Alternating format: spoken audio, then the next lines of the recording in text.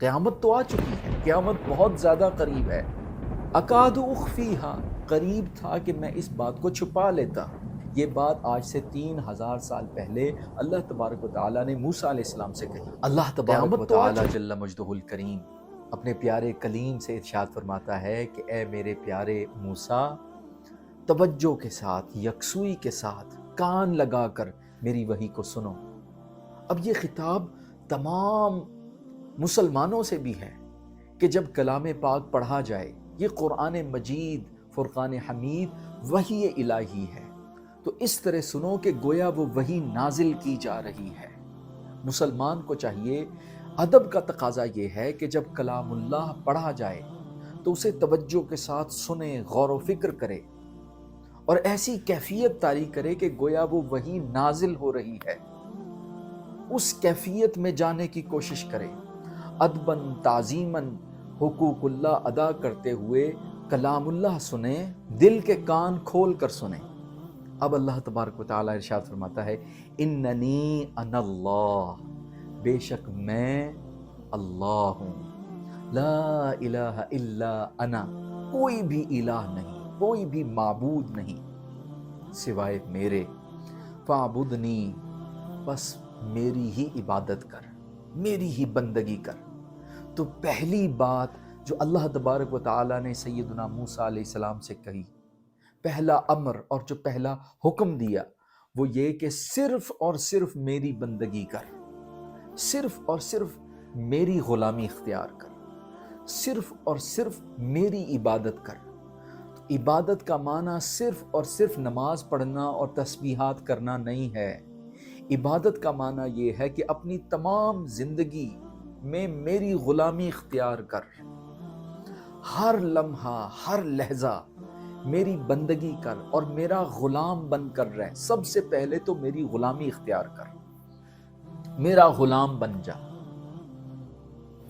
وَأَقِمِ الصَّلَاةَ لِذِكْرِي، پہلے فرمایا کہ میری ہی بندگی اختیار کر، میری غلامی میں آ۔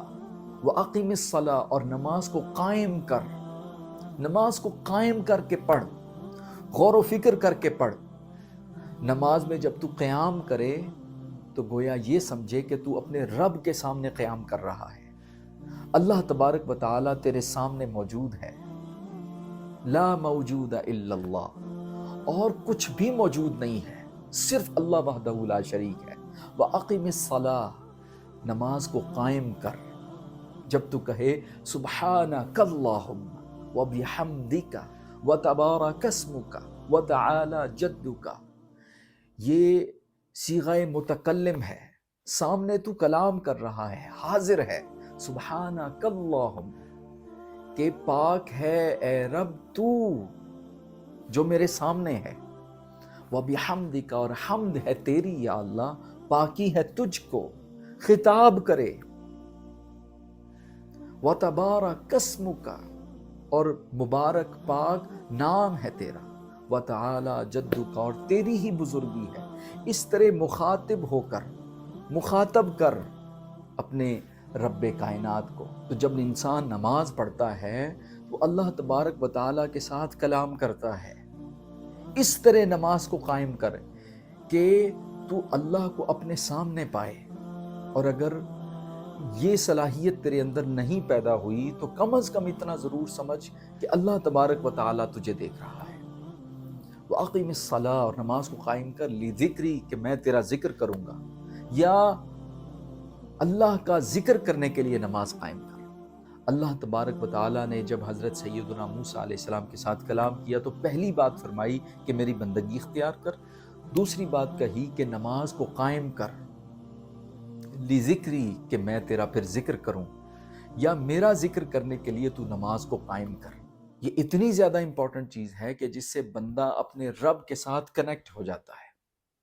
آج ہم انتظار کر رہے ہیں روز قیامت کا کہ قیامت کب آئے گی، تو سنیے، فرمایا ان الساعۃ آتیۃ، تقریباً آج سے 3000 سال پہلے اللہ تبارک و تعالیٰ نے جب سیدنا موسیٰ علیہ السلام سے کلام کیا تو فرمایا ان الساعۃ آتیۃ، بے شک ساعت آن پہنچی ہے، قیامت تو آ چکی ہے، قیامت بہت زیادہ قریب ہے۔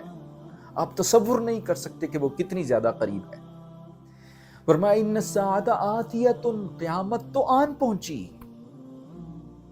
اکاد اخفیہا، قریب تھا کہ میں اس بات کو چھپا لیتا، یعنی تمہیں خبر ہی نہ ہونے دیتا، اس بات کا تمہیں علم ہی نہ دیتا کہ قیامت آن پہنچی ہے، وہ ساعت آن پہنچی ہے۔ میرے بھائیوں، پوری دنیا میں جہاں کہیں بھی مجھے سن رہے ہیں، اللہ تبارک و تعالیٰ قرآن کریم میں ارشاد فرما رہا ہے، اور جو لوگ قیامت کے آنے کا انتظار کر رہے ہیں وہ سن لیں کہ قیامت آن پہنچی ہے، گھڑیاں ختم ہو چکی ہیں۔ We are in the end of time 3000 years before۔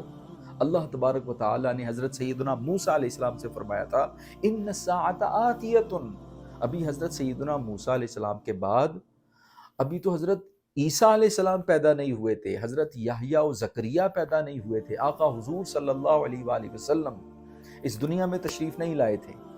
حضرت سیدنا موسیٰ علیہ السلام کے ساتھ اللہ تبارک و تعالیٰ کلام فرما رہا ہے، پہلی بات کہی کہ آپ میری بندگی اختیار کریں، میری غلامی میں آ جائیں اور اپنی ساری زندگی میری غلامی میں رہ کر بسر کریں۔ پھر فرمایا وَأَقِمِ الصَّلَاةَ، اور نماز کو قائم کرو، لِذِكْرِي، مجھے یاد رکھنے کے لیے کہ میں تمہیں بھی یاد کروں، مجھے یاد رکھو، ہر لمحہ، ہر لحظہ، ہر گھڑی، ہر ساتھ میرا ذکر کرتے رہو اور مجھے یاد کرنے کے لیے نماز قائم کرو۔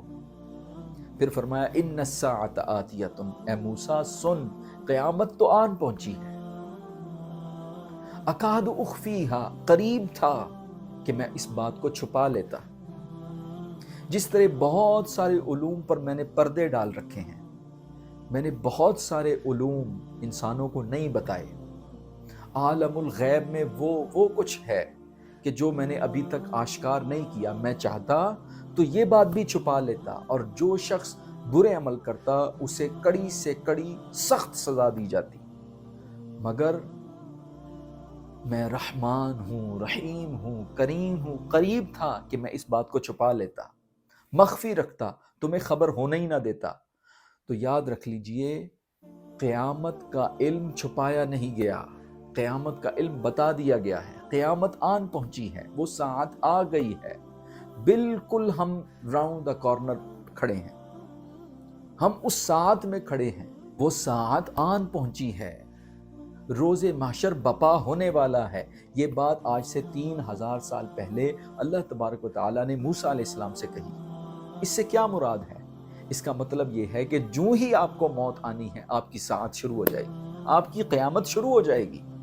روز محشر تو جب بھی لگے گا، اور وہ ٹنیور سارا کس طرح تیزی سے گزرتا ہے، وہ کیفا کیسے ہوگا، یہ اللہ تبارک و تعالیٰ کے علم میں ہے، مگر اللہ نے ارشاد فرمایا اکاد اخفیہا، قریب تھا کہ میں اس بات کو مخفی رکھتا، چھپا رکھتا، تمہیں خبر ہی نہ ہونے دیتا، اور جو تم اچھے اور برے اعمال کر رہے ہو اس کا بدلہ فوراً دے دیا جاتا، اور اگر تم برے اعمال کرتے تو تمہیں سخت سے سخت اچانک ناگہانی آفت تم پر پڑتی اور تمہیں گرفتار بلا کر دیا جاتا اور تمہیں دوزخ، ہمیشہ کی دوزخ میں پھینک دیا جاتا۔